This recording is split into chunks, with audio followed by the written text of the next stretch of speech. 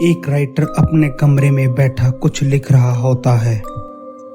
तभी उसका नौकर एक किताब लेकर आता है। साहब, ये किताब कोई बाहर रख कर गया है। अच्छा ठीक है, इसे मुझे दे दो और तुम जाओ। वो राइटर उस किताब को पढ़ना शुरू करता है। उसमें कविताएं लिखी होती हैं। कुछ देर पढ़ने के बाद क्या बकवास शायरी लिखी है। आजकल हर कोई अपने आप को शायर समझने लग गया है और वो इस किताब को फेंक देता है। तभी उस किताब में से भयानक डायन बाहर निकलती है। तुम लोग कभी भी सच्चे प्यार को नहीं समझ सकते। तुम सबकी सब मतलबी हो।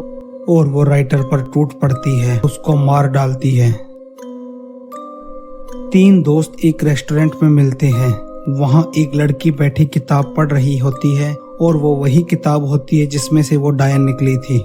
क्या हाल है भाई? बस ठीक हूँ दोस्त, सामने देख कितनी हॉट लड़की बैठी है। हाँ यार सच में, पर उसके हाथ में जो किताब है मुझे वो ज्यादा अच्छी लग रही है, मुझे वो पढ़नी है। तभी रमन उठकर बाहर जाता है और वो लड़की भी उसी वक्त बाहर चली जाती है और वो बाहर एक दूसरे से टकरा जाते हैं। फिर वो आपस में बातें करने लगते हैं। तभी रमन उस लड़की को पटाने के लिए उसकी किताब की तारीफ करने लगता है। अरे आप भी पोइट्री पढ़ते हो? मुझे भी कविताओं में बहुत दिलचस्पी है। अगर आपको पसंद है तो आप ले लीजिए, पढ़कर वापस कर देना। रमन उस किताब को लेकर घर आ जाता है और उसे पढ़ना शुरू करता है। पढ़ते पढ़ते वो उस किताब में खो जाता है। शाम को उसके दोस्त घर आते हैं और उसे अजीब सा देखते हैं तो सोचते हैं कि इसे क्या हो गया, ये इतना अजीब सा क्यों दिख रहा है। तभी रमन की गर्लफ्रेंड आती है और उसका फोन ना उठाने पर उससे झगड़ा करती है और गुस्से में उस किताब को जलाने लगती है। लेकिन उसी वक्त उसमें से वही डायन निकलती है। तुम लोग प्यार करने वालों को एक साथ क्यों नहीं रहने देते?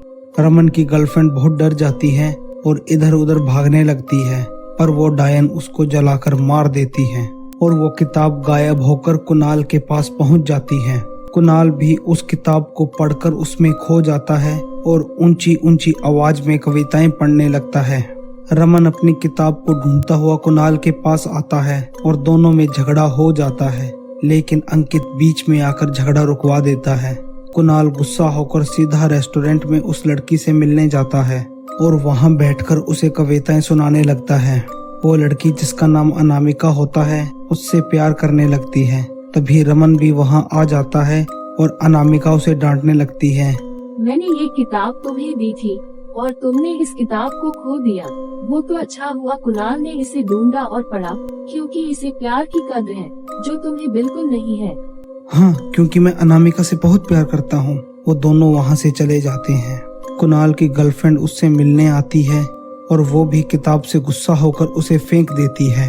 वो किताब पानी में गिर जाती है, इसलिए कुणाल पर उसका असर खत्म हो जाता है। कुणाल फिर से होश में आता है और अपनी गलती के लिए माफी मांगता है। उसके बाद वो किताब रमन के पास चली जाती है और रमन फिर से अनामिका के प्यार में पड़ जाता है। वहीं अंकित अनामिका के बारे में पूछताछ कर रहा होता है। तभी उसे पता लगता है कि अनामिका एक सूरज नाम के राइटर से बहुत प्यार करती थी और उसने उसके लिए एक कविताओं की किताब लिखी, पर सूरज ने उसे नकार दिया और उसे जलील करके भगा दिया और अनामिका इस सदमे को बर्दाश्त नहीं कर पाई। उसने अपनी जान ले ली। फिर उसने ही बाद में अपने प्यार सूरज को मार दिया। अब अनामिका अपने प्यार को पाना चाहती है और वो किताब भी उसी की है। जो भी उस किताब को पढ़ेगा वो उसका गुलाम बन जाएगा और जो भी अनामिका कहेगी वो वही करेगा। अब उसकी नजर रमन और कुणाल पर है। अंकित कुणाल और उसकी गर्लफ्रेंड को सब कुछ बता देता है, इसलिए वो इससे पीछा छुड़ाने के लिए एक बाबा के पास जाते हैं। बाबा उन्हें बताते हैं कि अगर इस किताब को जला दिया जाए तो वो डायन हमेशा के लिए मर जाएगी। वो तीनों रात के वक्त उसी घर में जाते हैं जहां रमन और अनामिका साथ होते हैं। रमन अनामिका को कविताएं सुना रहा होता है।